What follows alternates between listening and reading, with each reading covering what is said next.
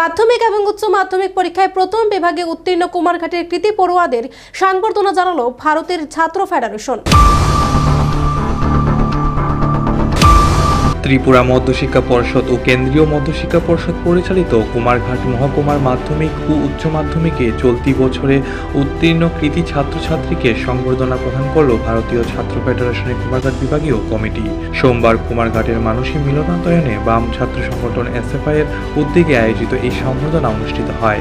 এতে মাধ্যমিক ও উচ্চ মাধ্যমিক পরীক্ষায় প্রথম বিভাগে উত্তীর্ণ মহকুমার প্রায় 3 শতাধিক ছাত্রছাত্রীকে মেডেল পরিয়ে তাদের হাতে স্মারক উপহার তুলে দিয়ে সংবর্ধনা জানায় সংগঠন।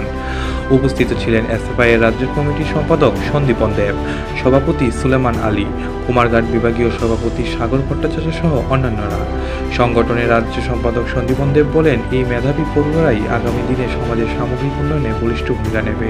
কুমারঘাট প্রতিনিধি রিপোর্ট, এশিয়ান টাইমস।